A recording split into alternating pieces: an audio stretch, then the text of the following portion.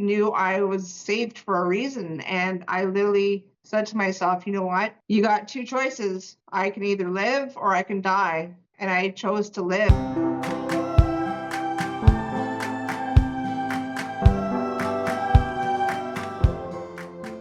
Hey April, how are you?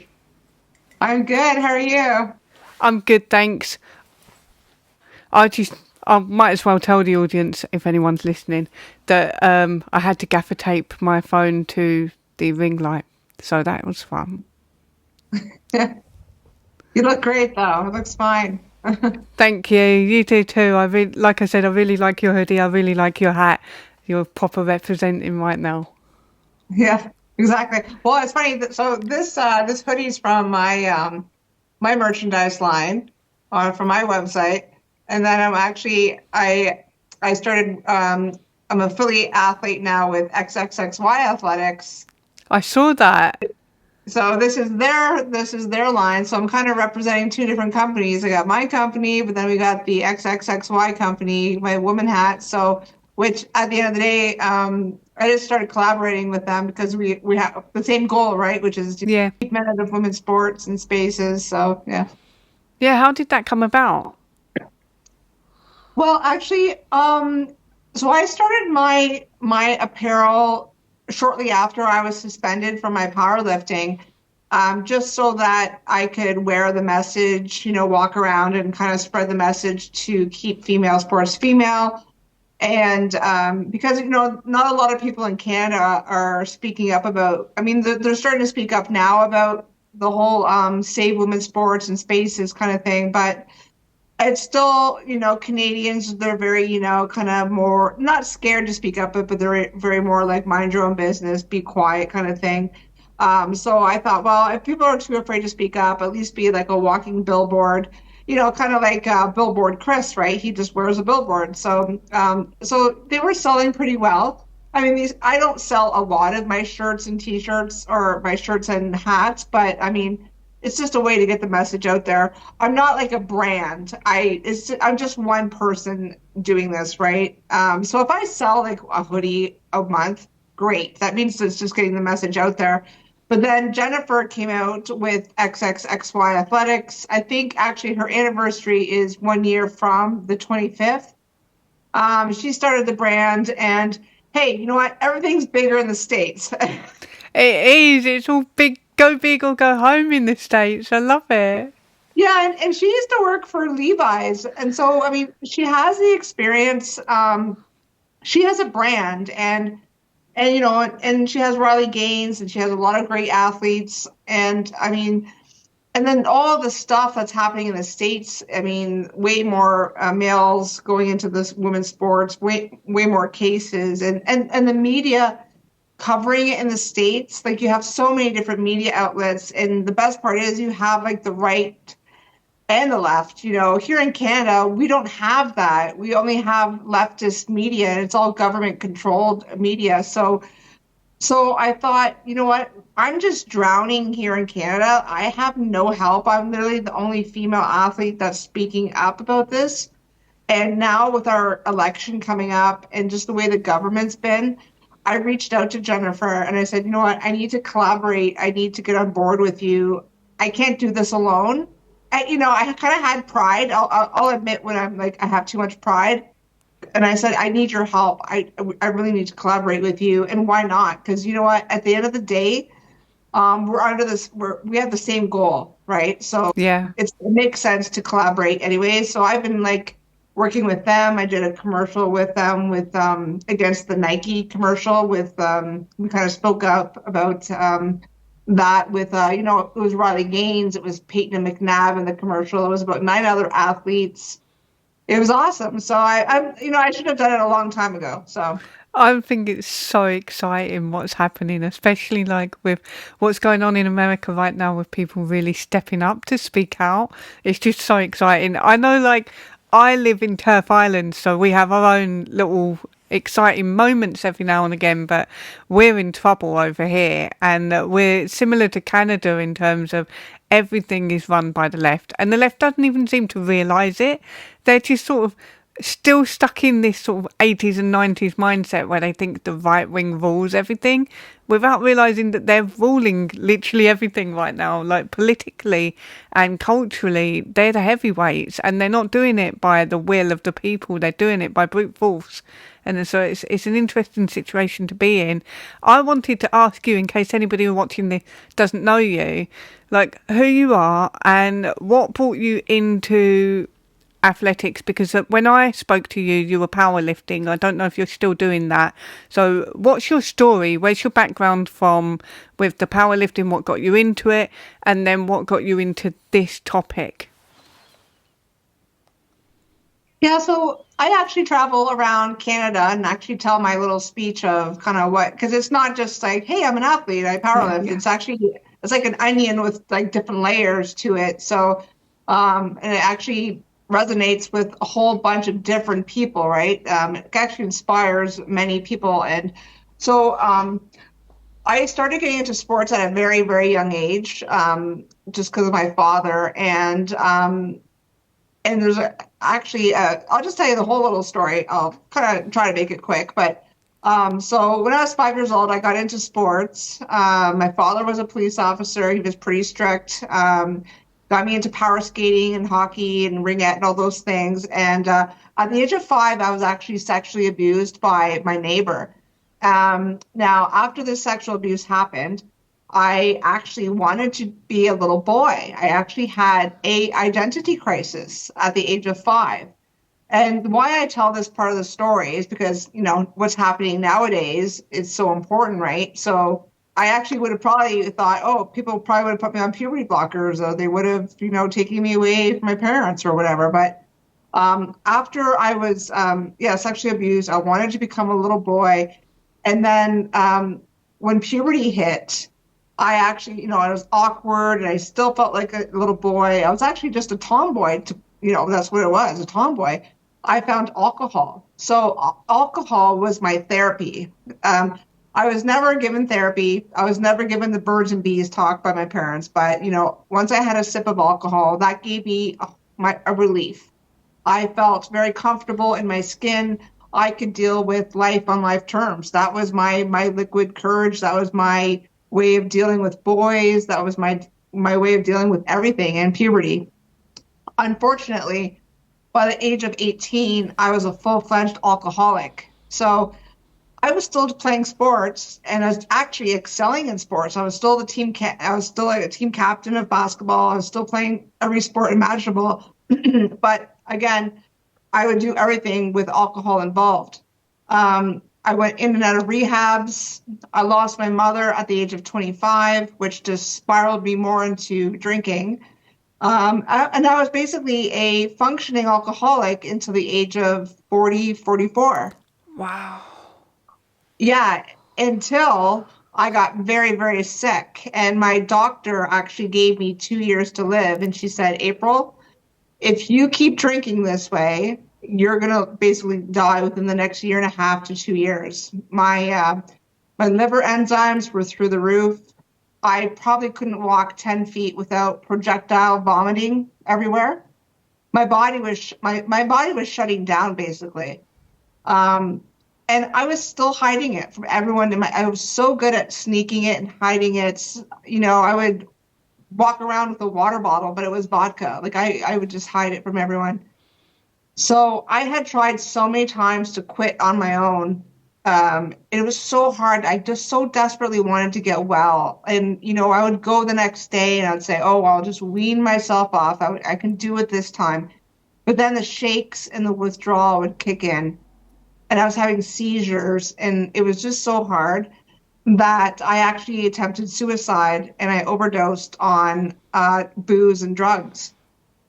So I woke up, I think obviously I lived, and I woke up in the ICU unit on a breathing tube. And I woke up and I literally knew I was saved for a reason. And I literally said to myself, you know what? You got two choices. I can either live or I can die. And I chose to live. And I put myself into a rehab center. And when I came out, I was like, I need to do something. And this was right before COVID hit. a couple months before COVID, and I said, I got to do something to keep active. I need something to keep me busy.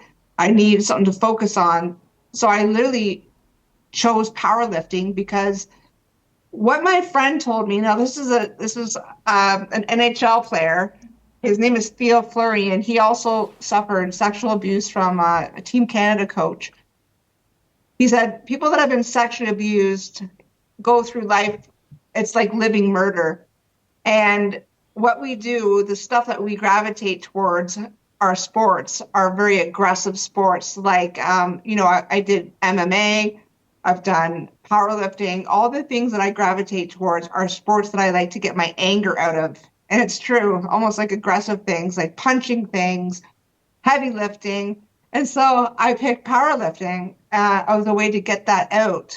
So I started powerlifting, and then everything closed down during COVID, and I had no competitions to do. I just trained my little butt off in my friend's garage for 2 years, believe it or not, for 2 years between 2019 and 2021. No competitions, nothing to do but just train and train and train. And I thought, am I ever going to compete? And what am I going to do? But guess what? I wasn't drinking. I was still sober. I was sober for 2 years. And during that time, I befriended someone on Facebook, and their name was Anne. And we were talking about the Olympics.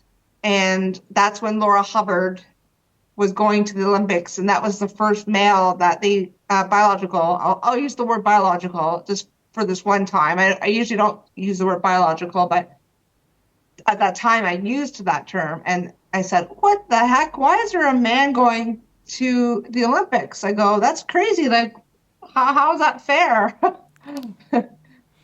And Anne, who had always been my friend online as a woman, and always was taking gold medals in the women's category, who I knew to be winning gold medals. And my friend, as Anne, said, well, I'm a man, don't you? And I said, no, you've never told me that. You've always told me your name was Anne, and you've been competing in the women's category. Now, keep in mind, I had never seen Anne compete because I was new to powerlifting. I had never been to a competition. And I said, Anne, how far do you expect to go in powerlifting? And Anne said, well, I'd like to go to nationals. I'd like to go to worlds possibly. And I said, well, if you do, I'm going to speak up. And then Anne blocked me and deleted me as a friend on Facebook. So, and then, the rest is kind of history after that. And guess what the history is? The history is that I spoke up to my federation, and I started posting stuff online, like just little expressions, like save women's sports, keep men out of women's sports. Didn't even use Anne's name. I didn't even put Anne out there. I didn't even say Anne this or Anne that. And I got disciplined saying you can't say stuff. That's hate speech, April. And then I went on to the Pierce Morgan show in 2000 and I think it was 2023. And I basically stated, this was after Anne took all the regional records for 3 of the regional records, like just crushed all the women's records. And I said, Anne is a man, a 6'1" man, and took all the records, and those records will never be won by a woman. And they took that clip and said, this is you're banned now, April, for 2 years. You can't say that about Anne. You misgendered Anne and all this stuff. So, and I said, well, you're talking about sports. You have to call Anne a man because that's what sports are all about, is biology and physiology, and like bodies compete, not identities. We're talking about biology here. Like, and I never had anything against Anne. Like I said, Anne was my friend. So I didn't mean it to be cruel or mean or, anything like that. I was literally talking about the differences, right? So I remember when you were speaking out, I remember speaking to you on Instagram about it. So I do remember, I think it was before you went on Piers Morgan, but it's bizarre to me that any man would ever take offence to being called a man, but that is the situation we're in with these ideologues because it's ideologically driven for them and they're pretending to be upset and offended by it. They're not actually upset and offended by it. I see it as a power grab. It's a way of taking control over women like you and women like me. But in sports, it's what a great way to break all the records and win all the medals and get your name out there. If you're a man, you can just a mediocre man can walk into women's sports and crush everything. It's insane. Yeah. Well, I mean, and I don't know if you followed my whole thing, but the beginning of this was is that Anne actually was making fun of women for being weak in the bench. I saw the video. Yeah, I did. Yeah. So he actually made fun of us for being weak, and so that's why I literally had no compassion for Anne because just the remarks he actually made, about women. He continuously had a open Instagram account and made remarks, very cruel remarks on his. He almost, and I don't mean this in a cruel way. Was obviously suffering from maybe some mental. I mean, he does suffer. I mean, I'm not a psychologist, but I do believe, obviously, from a mental disorder, um, and obviously from gender dysphoria. But the remarks he made got worse and worse and worse, where he actually made death threats towards myself and then towards Premier Danielle Smith from Alberta because we just kept on fighting for fairness in women's sports until actually they created legislation to protect women in Alberta, which was great. That was a great win for women. And he didn't like that. And he basically, we had to call the cops on him but the funny part, I mean, not funny, but he could get away with making death threats and, making all these cruel comments towards myself and all these females this whole time. But I kept on getting, verbal warnings and discipline. And I was suspended. Then I had to get a human rights lawyer and an appeal. I had to go through all these hoops and all this stuff, but Anne never got anything. So this is what happens is that females get silenced, we get suspended, coaches get suspended as well. And these boards, these institutions, these organizations bend over backwards for these mentally ill, narcissistic men. They cater to these men's needs. Not just men, for the women too, whoever, but mostly it's the men, that we're catering towards. Yeah, the same thing happens here. Like we've got a real issue with the police siding with these men all the time. It happens a lot in the UK. There's a lot of cases of women being investigated, interrogated, arrested by the police. I've had the police illegally threaten to prosecute me for a tweet where I wrote about seeing my stalker in a shop. Now, he's been for years and years and years harassing me, and the police have admitted that, and they admit that they know what's going on, and they told me he opened 10 cases against me in 1 year, but they said they couldn't do anything about what he's doing to me, but over one tweet, they wanted to prosecute me, and I didn't even name him. And I didn't name him, I didn't say anything about him other than he's my stalker. So he's essentially, by going to the police about that tweet, admitting that he's my stalker. That's fine, but I can't talk about it. So there seems to be that dynamic is playing out across the West at the moment. And I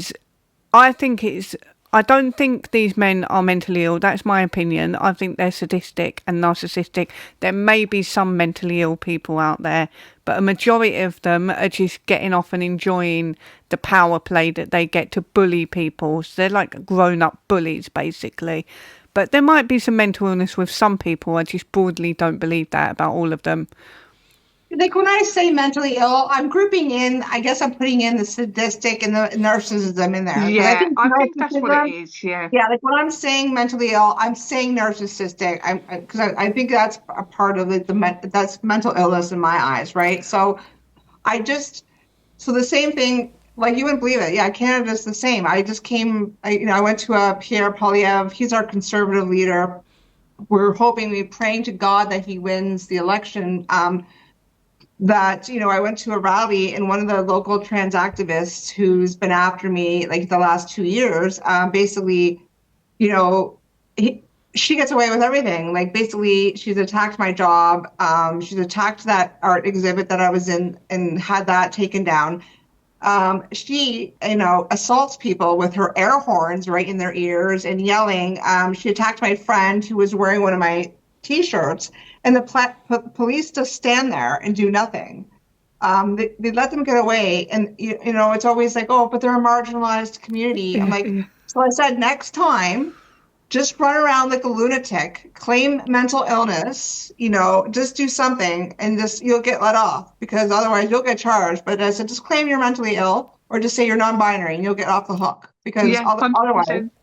you know, I'm so sick of them, like honestly, just getting away with everything. It's, they're literally, I went to another one with, I think it was Rebel News, and the cops watched a man go right into the women's dress room. And I said, I can't believe you're actually letting this happen. And they actually thought like the reporters were being disrespectful to the man going into the women's change room. I was just like, Yeah, it's such a bizarre sort of gaslight, like mass gaslighting going on. Because I've been told to my face, or I've had people say to me, "What you've got to understand, Birdie, is these people, they're not attacking you, they're defending themselves." And I'm like, "Are you?" Are you serious? You're watching these guys come for me and you're telling me it's self-defense? No, it happens. It does happen. It's such a weird phenomenon because it's not just in the UK, it's not just in Canada, it's in America as well, and then some parts of Europe. And I think they had, there was recently, I think about a year ago, something happened in Spain about it as well. So this seems to be widespread, and it's really bizarre to me to see it unfold in that way. But what I'm loving the most is the pushback coming from the sports, the women in the sports. You, Riley Gain, there was Taylor Silverman. I remember there was Save Women's Sports with Beth Stelzer as well years ago. So there's been a lot of pushback, and that is gathering momentum. And the advert that I think you were in it, was you in the advert with Riley Gaines that came out a couple of months ago? It was I don't know which one. It was just I've seen a few, but I can't specify. But the adverts have been brilliant. They've been so fantastic. They're great for the internet, and I could see them being on billboards in my head. I could see them being on big screens because they're just so powerfully edited and filmed. I don't know if that is probably, it was probably an XXXY ad. Yeah, it was. Yeah, It was an there is one coming XXXY. out. There is one coming out. I think I was talking to Jennifer. There's one because I literally just started with them. I haven't done any with Riley except for just recently. Yeah. But there should be one coming out this Tuesday about me telling my story about how I was suspended and stuff like that. But no, and I continue like that. That's why like this week I called out that activist in my community because I'm just calling them out now, right?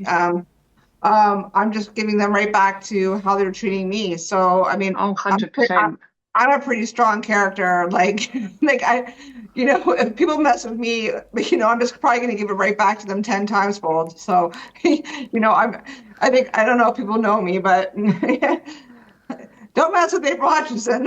Yeah, yeah. With me, when people mess with me, I make a T-shirt about it and sell it. So Exactly. Yeah.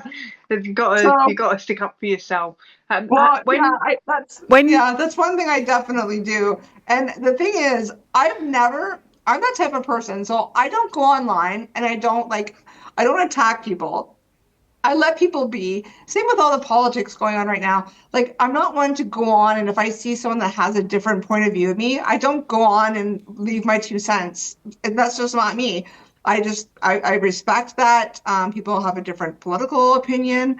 Um, you know what I mean? But at these, I went to their rally on Sunday to support my leader who I want to win.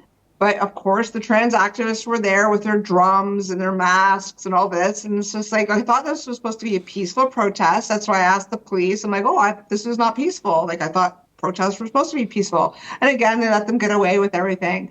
But yeah, it's just, yeah, I'm just so, I mean, I was actually kind of happy because I've actually never seen all the speeches that I've ever gone to. No trans activists have ever shown up at my speeches.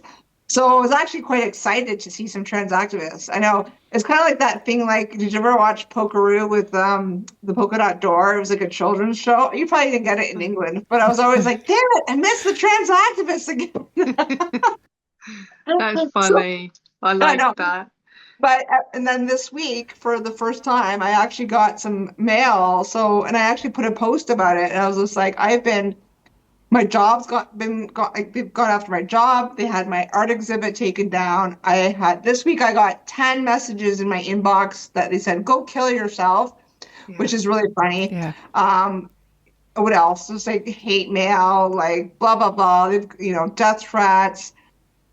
And it's funny. I love the one where they say just go kill yourself because I'm just like, I said to my fiance, I'm like, that one's awesome because it reminds me of the Democrats in the States because they just hate themselves so much and they're miserable with their lives that only someone that actually would think about doing that would actually come up with that phrase. You know what I mean? Yeah. Because I said it literally doesn't see with the word transphobic because transphobia and transphobic doesn't affect me because I don't believe in trans. So I'm like, there's no such thing as the word transphobic.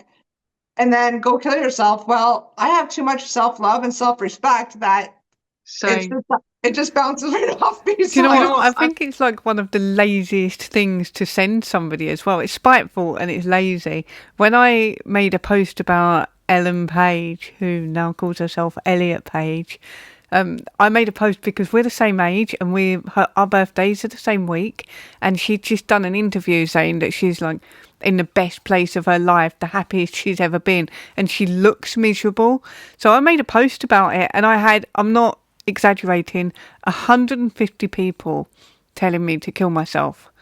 And I just read through it and I was like, this is so lazy of you. You've got no argument, you've got no conversation to be had here other than I should kill myself because somebody I don't know told me to, because somebody else I don't know who's a celebrity might be upset if she was to ever see my post. Crazy. Crazy. That's 150 people that don't like their lives, It's that are 150 miserable. very, very You upset know? people, yeah. Yeah, that's how I look at it. So, you know, yeah. But you know So, what? Yeah, it's just, and you know, I don't know. It's just hard because I don't want to come. I know I sit here and I say I hate the word transphobic because I don't believe in trans and stuff like that. And I mean, I've done interviews where, I talk about this one person I know who, and I don't want to go there because I get a lot of slack from some women in my women's group because they're like, and I don't know. Have you heard of the term true trans? yeah, I have heard of it. I hate it. I don't like labels and I don't like going there. I Yeah. just don't like doing that. And because people have different views on different things, right? And I think perhaps that I have maybe a different view on certain things because of what happened to me as a kid and me going through my own identity crisis when I was a kid. And I do know one of my friends that I'm not going to use their name, but they I would just say that they're a gay male, right? And they wear whatever women's clothing, right? And but this person also supports keeping men out of women's sports, Yeah. and they also support no puberty blockers for kids, right? But we don't see eye to eye on everything, and we fight all the time about men and women's spaces, right? But you know what? Some of my friends were like, "Oh, it's not like April. Do you believe in true trans?" I'm like, "No, I don't. Like, I don't like going there, and I don't really care to be." mean or not to cut this person off in my life because I do want to be compassionate too, right? Because, you know, I still suffer really with some of my aspects of being female. Like to this day, because of my abuse, I still suffer with parts of being female. Like even growing up, I was like, oh, I just hate having a period because it has to do with my femininity. I hated getting a training bra. I'm still very much a tomboy, but I'm a tomboy. You know what I mean? So it's just like, and I kind of said to a few people, like, I don't like when people that just cut off and do make, you know, labels and this and that. And you have to be like this and you have to be like that. Because to me, I think you're going to get better results when you keep things open. Like we want to make changes here in Canada. And I said, when you start telling people not to do this or do that, I said, you're not going to change policies or legislation. And when you start saying, well, don't talk to that person and put that label on that person, that I said, you're going to make better changes when you do have compassion. And like I always say, you can, you know, that stupid expression, which I hate, you know, be kind, be kind. Okay, yeah, you can be nice, but guess what? You can be kind, but you can be kind with boundaries. And that means you don't let men in our sports, you don't let them in our bathrooms, you know, and all this other stuff, okay? Because whenever I see that online, I'm like, yeah, you can be nice to people. It doesn't mean you let predators and men into our spaces and our sports, right? So, Yeah, the boundaries issue is something that also gets lumped into like this collectivist mindset, and I don't like it because it's the same with the true trans thing. Because I've been accused of believing in true trans plenty of time, simply because I won't publicly denounce certain people, and I don't really give a shit if a man's wearing a dress. I don't really care. What I do care about is not being forced to go along with trans ideology. I'm not doing it. I'm not going to be forced to pretend that I believe in it. I'm not going to be forced to use pronouns if I don't want to. I'm not going to be forced to accept men in women's spaces, men in women's sport. I'm not going to be forced to pretend that I'm okay with sterilising kids. I'm not going to be forced to go along with these things. But I don't give a shit what you wear. I don't really care what you call yourself. And so it's my personal viewpoint, but I think a lot of people, especially when you're in the online space, people get puritanical about it and they want us to be a blob and merge together as a collective blob and agree on everything, but we can't. see, that's okay. So you and I are exactly the same then. Yeah. So, and that's exactly what I'm talking about. And that's how I am. I don't give, yeah, two flying F's if a guy wants to wear a dress and do whatever he wants. A guy walks down the street and does whatever. And I'll be friends with them and I don't care. And I don't like the people that say, well, you shouldn't hang out with him. And I think that's, and I know some females in my life, and it bothers me. And they are saying, well, you can't. And this is where it's getting scary. And I don't like that. And I think, and I said to them, now that is transphobic. Okay. And that is the word to me. And I just said that that word doesn't exist. But when people call people, say like me, like that word, to me, that's what the word means. And when people start telling me, well, you shouldn't hang out with someone like that. And I'm like, that gives us a bad name because Well, I don't see it as like transphobic or giving us a bad name. I see it as you can't tell me what to do. I'm an adult. Who do you think you are? Who do you think you are to tell me who I can associate with, who I can talk to, who I can be friends with? I'm a grown up. I'm not your child. You're not my mother. You can't tell me what to do. And that's been my attitude from the start, from when I first came into this space. I've been I've had my run-ins with people all over the shop. I mean, everybody's had a problem with me at some point over issues like this. And my stance has always been I'm my own person with my own mind. And please be your own person with your own mind. And we can come together on legal stuff. We can come together on legislation. We can come together on issues like sterilising kids or keeping men out of women's spaces. But we don't have to come together on who uses what pronouns or who you're allowed to associate with. We don't have to come together on that stuff. me, I don't use I never use Me pronouns. either. And like I will use them like if it's my work policy, I will use them if it's my work policy, right? Like if I clock in at 8 in the morning and I'm clocking out at 5 p.m., if it's my work policy, I will use them during my during my work hours, right? But as soon as I clock out, I don't have to use them. But yeah, like the other day I went to my gym in my building the other day, and there was obviously a male, and he was wearing like a Jane Fonda women's outfit. It was quite comical. Actually, I was like, wow. I had heard about him, and then, but you know what? It grabbed my attention. But guess what? And I was waiting. I wanted to see which bathroom and locker room he went, but he went into the men's. And I was like, okay, cool. You know what I mean? Yeah. Use the Yeah. men's. I don't, I personally don't think women's clothes look good on men, but hey, if you want to try it, try it. The only thing I'm really against is if a man is inappropriately dressed outside, and what I mean by that is if he's just walking around in a thong or something like that. But then I think everybody would have a problem with that, not just me. Does that make sense? Yeah, that's obviously, yeah, well, yeah, I know. And this, But like we don't have to hash that out because that's a personal opinion.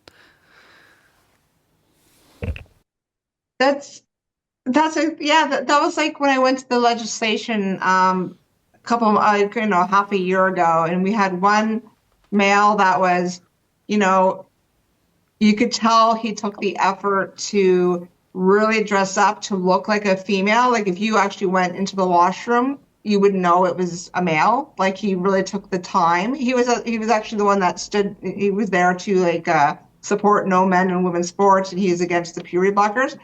Really took the time to get dressed up. And then you had another male there that had like 5 o'clock shadow, hairy arms, and a tight mini dress on. And every time he got up to leave the table, he's like, I'm just going to go use the little girl's room. And I was like, irate. I was like, so angry. I was going to drop kick him. I think some of these men are taunting us. They're trolling us with it. That's what it is. I mean, there are men that are fortunate and blessed enough to be able to pull it off and look better than other men when they're pretending to be women. But there is a certain type who will go out of their way to troll us with it, and I think that the latter, who you're talking about, the one with the 5 o'clock shadow, trolling, winding you up, he's doing it on purpose. That's what I think a lot of these men are doing it for. They are lacking a purpose in life and need some attention and need some power wherever they can get it. Yeah, I think a majority do. Unfortunately, I think I'd even say 80% do, to be honest. Even the one that takes, like you said earlier, it's a power thing, right? Even the one that does take the time to really look like a female, it's at the end of the day, they don't respect our spaces and our boundaries. This is what it is, right? And it's a dominance thing. It's misogyny, and it's a fetish, and that's what it is. Yeah. I'd completely agree. I do think it is misogynistic. And it's really weird because I think the word misogyny gets sort of misfired in our society a lot. But when it comes to the trans movement, this is misogyny. This is sexism. This is, if you wanted to create an image of what a patriarchy in the West looks like, it's men in dresses invading women's spaces. That's what a patriarchy is. And then telling us to shut up about it. Yeah. No, I know. Yeah, it's like the biggest definition of misogyny. Yeah. Yeah.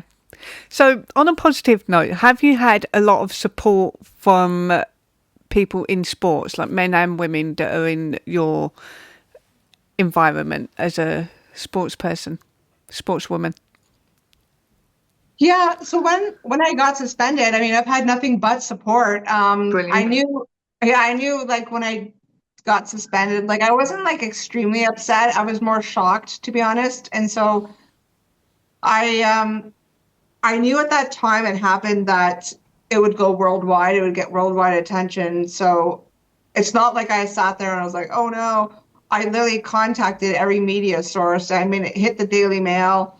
It I was back on Pierce Morgan again. I was on Megyn Kelly. I was on a lot of the different sources there. And if anything, it helped me. It got me more attention. It brought awareness to what was happening here in Canada. So yeah, and I had like athletes from around the world, and I had people just write me and go, "Hey, like this is totally unfair." I haven't, to be honest, I haven't had any negative backlash from anyone. Like I don't, when I hear what happens to Riley and all the other athletes, like I see them post all the hate mail that they get into their inboxes. I don't get that. I don't get trolls and people writing me stuff. Not until this last week, to be honest, was the only week that I got it. And I wonder too, like I think it was just from some fight that I got online with some guy over a political decision that or a political fight over elections. And then he saw that I was into like the whole sports and the transgender stuff. And then it was silly, but I honestly, I've had nothing but overwhelming support. The only thing I wish, I mean, people just don't speak up here. That's the only thing, right? The athletes in my federation, though, they just didn't do anything. Like it's not like they boycotted, they didn't stand with me, they didn't actually quit or anything like that. They just kept on powerlifting. I mean, to me, I just find that like I don't mean this in a very mean, like I don't mean this to be mean to them, but to me I find I'm kind of very selfish and self-serving for them not to boycott because Yep. even when my suspension was up, I could have gone back to the Federation this past November, but I decided, well, even when I told the Federation about Anne, I knew that was going to like cause an uproar, and I knew possibly it could lose my placement on Team Canada again. And I could have sat with it and not said anything, but I honestly, it ate me alive, and I couldn't sleep at night. So I thought, well, no, it's more important for me to speak the truth and report this than not say anything at all. But even when I could go back to my sport, I thought, well, do I, because they actually, I didn't tell you that, I'll tell the audience this as well.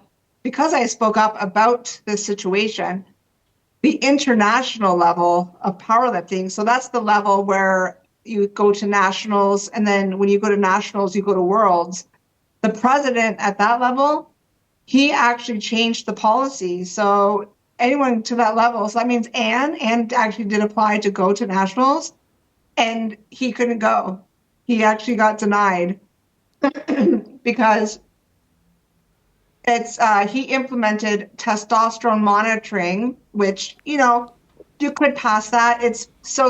It's not really a great policy, but the president actually implemented a medical records that have to be submitted by any athlete, meaning that Anne had to submit a record showing that a doctor has given Anne a basically a diagnosis of gender dysphoria, and Right. Anne could not supply that, like the records. And Anne Most of them actually can't. and Anne refused to submit that. Anne made a big post saying, "Well, no, that goes against my rights. I'm not going to submit my medical reports." Da da da da.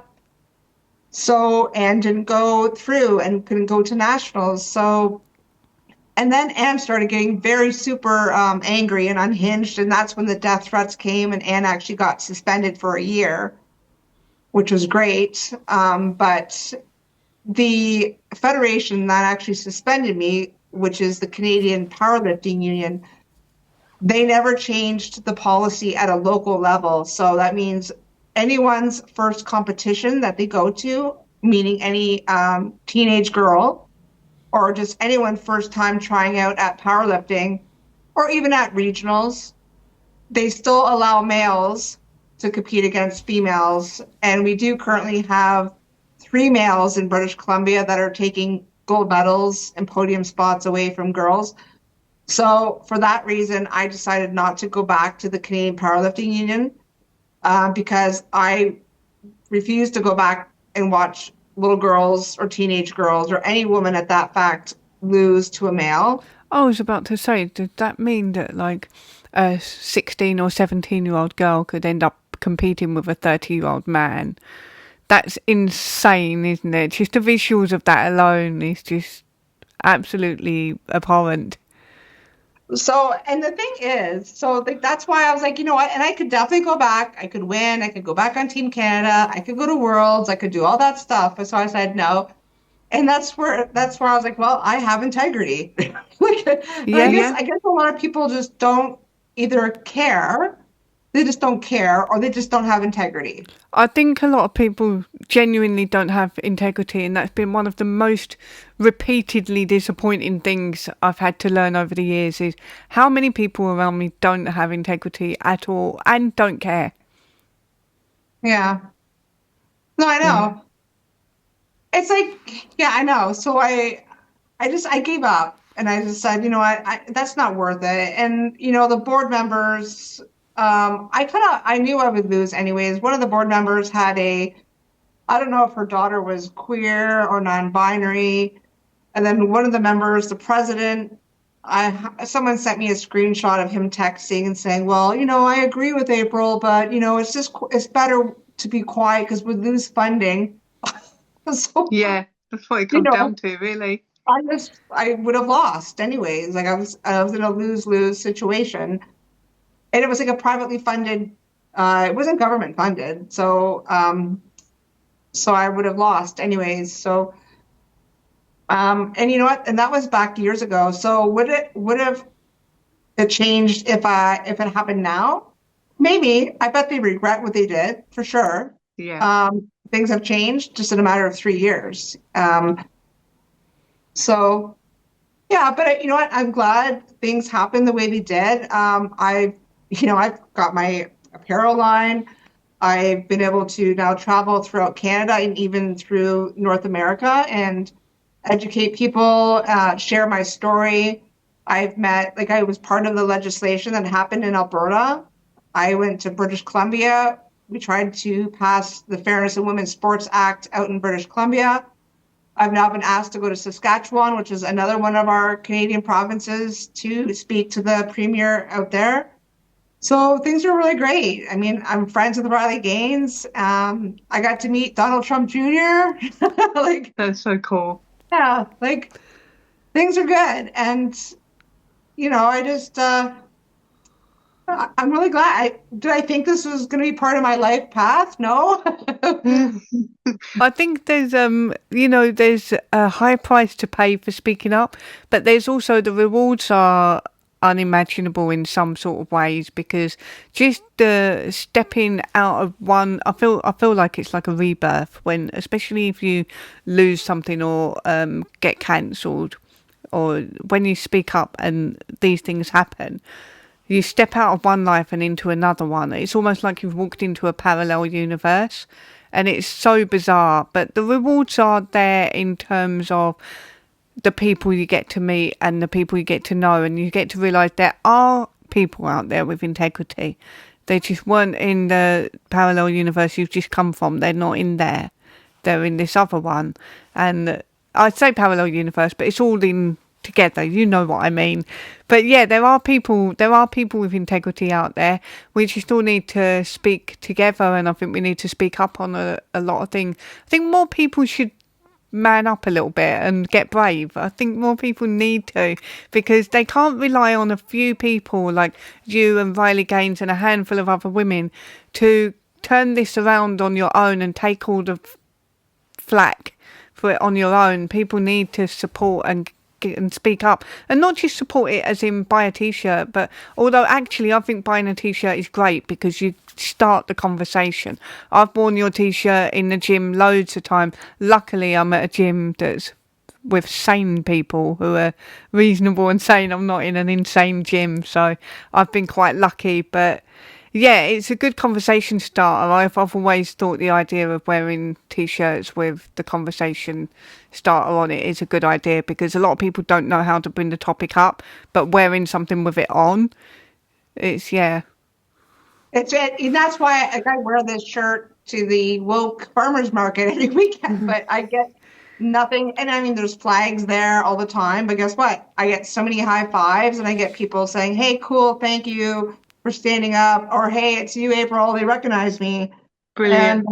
it's great. And I made actually a hoodie for men because we need more men to step up We and speak do. We out. And do. I made this hoodie. My fiance wears it sometimes. It says "Real XY Protect XX," and this is what Nice. we need. This, and because I hate that question when men come up and go, "Oh, but where's the feminists to protect us? Like, what happened to the feminists?" I'm like, "Are you kidding me?" Like I just hate that. I said, "Where's the men that are standing in front of the locker rooms protecting the men going into the locker room Yeah. with their little girls?" I'm like, "You guys aren't doing anything." Actually, it's the men that created the problem. It's the men going into the change rooms. It's the men wearing the dresses. And um, so, I mean, yeah, we need more men to protect the women and the little girls and to speak up. Like the men are just sitting back and going, "Oh, this is a women's problem. The women are Yes, going to they take care are. of it." And do you know what? I think it's an American thing more than a British thing, but there seem to be a lot of American men online in particular who like to be like, well, the feminists started this, the feminists wanted this, the feminist, and it's like, women are half the planet, and feminism is a very sort of niche ideology in or theory in society, and you know there's lots of sort of branches of feminism, and not all women are feminists, and not all of us agree with all of it. So to throw it in our faces that this is because of feminism, therefore all women and all girls deserve to lose their rights to dignity and safe spaces and sports that's female only. All girls and women should lose out because feminism is ridiculous. And this idea, like you said, they say where are the feminists, but they hate it when we say where are the men. They hate it. They get that. And one of their arguments I've seen, particularly online, is that men do not support trans and never have. But that doesn't answer the question as to why so many men are trying to get into women's spaces. Exactly. Exactly. Yeah. I think we should work together on it. Like, men should be supporting us, and we should be supporting men to support us, and we should come together on this issue. It shouldn't be a men versus women. I see it as an ideological issue versus everybody else. There's a few people that either believe in this shit or they claim to believe in this shit because they're getting something out of it, and they're pushing it on everyone else. Everybody else literally doesn't give a shit what you wear or what you call yourself. We just don't believe in all the other stuff. That's all it is. Yeah, exactly. Well, and then, I have my fiance, he he's very supportive. Mine too. And he has three daughters, and they're very indoctrinated. And Wow. the ones taking gender studies at university, the one is in the military. We thought she would kind of change her tune, but they all three of them are just so indoctrinated, and they've cut ties with him. They won't speak to him anymore. Not just because of the whole at first, I mean, there's a long history there.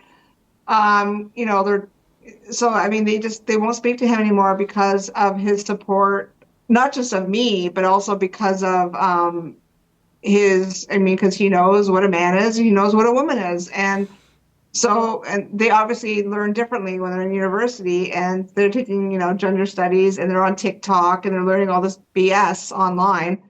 So, Wow. and they also just hate the fact that we support Trump, because they hate Trump. So they're like, well, the one daughter was like, if you pick Trump, then we're not in your life. And so I can't imagine it. I can't. It's like that's their generation, of course. Yeah, yeah. he's holding strong, and he's just like, well, you can't do that to people in life. Like, you have to be able to have your own beliefs and political beliefs. You just can't cut people off. Like I have tons of people in my life that we don't see eye to eye or have the same political beliefs, but I'm still friends with them. We just, like I said, I go on Twitter or Facebook, and I see tons of people that I disagree with, but I don't go on there and try to control them, and I don't try to control their thoughts or their beliefs, and I don't even engage. I don't even leave a comment. I'm just like, cool. They think that, I think the opposite. I go on Twitter, I post something, I get off. I don't go back and Yeah. forth unless they post something on my thing, and on my post I'll have a conversation. But I don't seek out to like have a battle back and forth.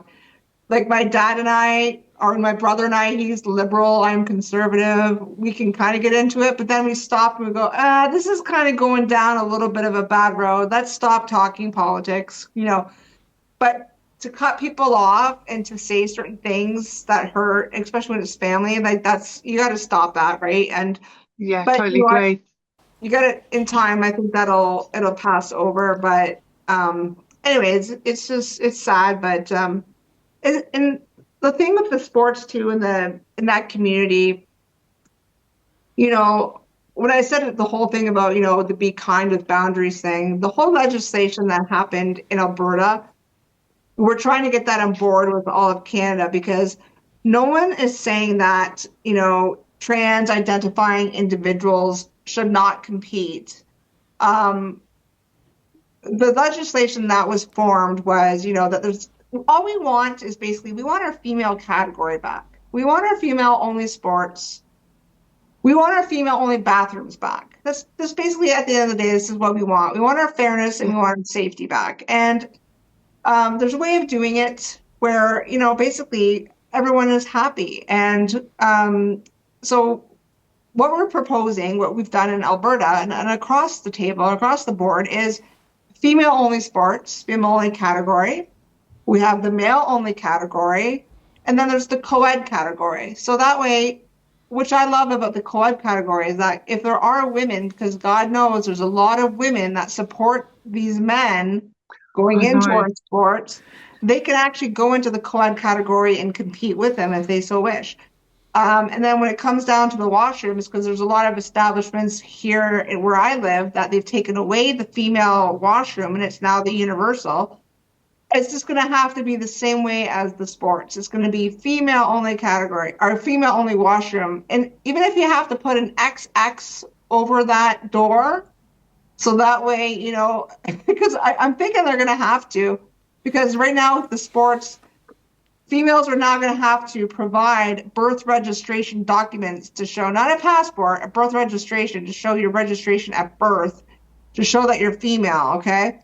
So if you go into that washroom and if there's a man in there with you and you call the police, that man's going to have, or that person's going to have to show that they're actually a female, okay? And that person's going to get arrested, okay? So now with a men only washroom, and then there's a universal. So that's it. Can you not change your birth registration? Because here I think you can pay to have it changed. You can change your sex on it. So yeah, I don't know how it is in England, but here in Alberta, or not, I don't live in Alberta, but that was it was pretty strict. You actually have to call and order. You cannot have it changed. okay. Yeah, I think here it's a birth certificate. You can have your sex changed on your birth certificate. So here the argument over the spaces is a little bit more complicated than you have to show a piece of paper that proves it. Because of that, because you can get it, well, I think you can get it changed. I'll probably get corrected in the comments if I'm wrong, though. So Yeah, I don't know. I like the idea though, because I support that, just having women's spaces back no matter what it takes.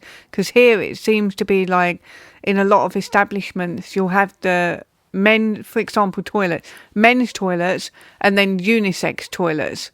And that's it. You don't have the women's. The men still get to have their own spaces. I But the can't women believe that. don't. It's unbelievable. I just, yeah, this the same with well, no, here in a couple places they have just universal.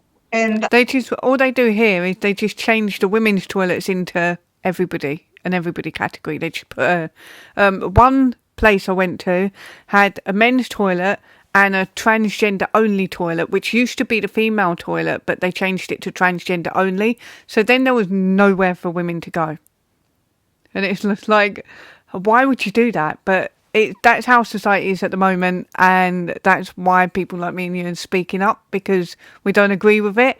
I think it's positive what you're doing, though. I think your story is really, really inspiring, and I mean that properly, not in a cringy Instagram way.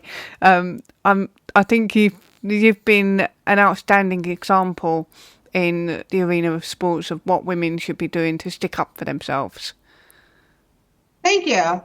Yeah, I don't, I try to, I guess, convey my story in a positive way. Like I said, like I try to tell it from the beginning, from, my sexual abuse, because I try to help people that, have been sexually abused, to like, people that are suffering with, I got 6 years sober now. I try to like help people that have been, whoever struggles with addictions. And I'm also like a very open person where I'll even say on your show, if people want to reach out to me and talk to me, like, because everyone's like, well, how can I help someone that feels that they can't speak out or this and that? I'm always like, hey, reach out to me. If you have a problem, if you're suffering, if from an addiction or like, there's a lot of women in their 40s that just can't drop the bottle. Like I know tons of women that are in their 40s that are like, hey, I'm still drinking wine. That was my thing, was wine. Guess what? Oh, was it? Yeah. So, well, and vodka. But I mean, I was one of those people, I was like a self-bargainer. I was like, well, wine's not too bad. I can't get too ill from just drinking wine every day, right? Well, one bottle turned into a box of 4 liters of wine, right? And then I was like, well, now I'm going to start doing shots, and it was horrible, right? But no, I really try to just inspire people to be healthy, just to be positive. And like I said, I don't want, I guess, my message of keeping female sports female to be about hate. I want it to be about pro-woman and about pro-fairness, right? And the legislation that we're trying to develop here, especially in Canada, it's not about hate. I want trans-identifying individuals to be able to compete because sports helps everyone. Yeah, I know it really people does. it really helps. I know people that got off the streets because they went and played basketball. It helped me with my sexual abuse and addictions. Powerlifting saved my life. So everyone deserves to play sports. And Yeah, I so, totally agree. I totally agree because I think joining the gym and getting active in that way saved my life as well. And I think that anybody who doesn't experience a sport in their life that could help them is missing out, and they are entitled to experience it because I do think it helps everybody. I never thought I was an athletic person, but I actually do really like sports. yeah. But they just have to be fair. And sports has always been about fairness, right? And Mm. safety. And that's why we're advocating for that fairness and safety. So, and we know it's not fair when you're obviously competing against a person that's, just biologically stronger, right? So, Yeah, that is completely true. We just want fairness. Thank you, April. Thank you for coming on and talking to me. It's been absolutely brilliant. Really insightful to hear your story in person as well. It's a little bit different to hearing bits of it because I've caught bits and bobs along the way, but it was great to hear it from you. And I absolutely love what you're doing. I wish you the best in the future as well. Keep us updated. Keep everyone updated. for sure. And if anyone wants, I'll just share too. If anyone wants to get any of my merch, they can go to www.aprilhutchinson.com. It's just my name. There's lots of goodies on there, from hoodies to actually tank tops because summer's coming around. And also, if you go to xxxyathletics.com, they have awesome merch. I mean, their brand is just, their stuff is super cozy. And if you use my code, which is just my name, April, on their website, you can actually get 20% off all their merchandise. So Nice. make That's sure a to good check it little out. tip. And also, if you've still got it on your website, I reckon people should buy the barbell turf design that I Oh, did yeah, for you. you can tell them Because about that that was shirt. so good. It's one of my favourite shirts, so I need to get one from you though. So I'll get one, and then I'll promote it on my Twitter, on my X. Yeah, there's a girl, I think she lives in Quebec. She bought like three of them all in the different colors. Because what I do is I promote it on Pink Shirt Day, which is the anti-bullying day.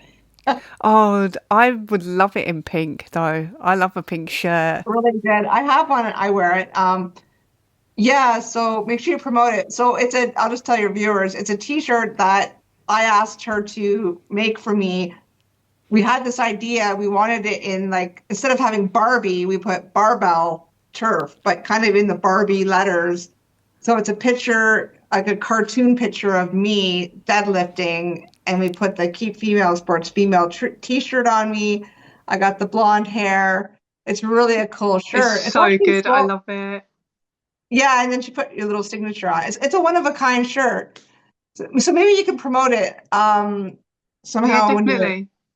Yeah, Yeah. because it actually sold. I forget how many they've sold, but yeah, it's cool. The Yeah, hot pink is really good. I think it's an underrated shirt, so everybody go and check it out. Check out aprilhutchinson.com as well. Thank you. Thank you for talking to me. Yeah, for sure. Nice to see you.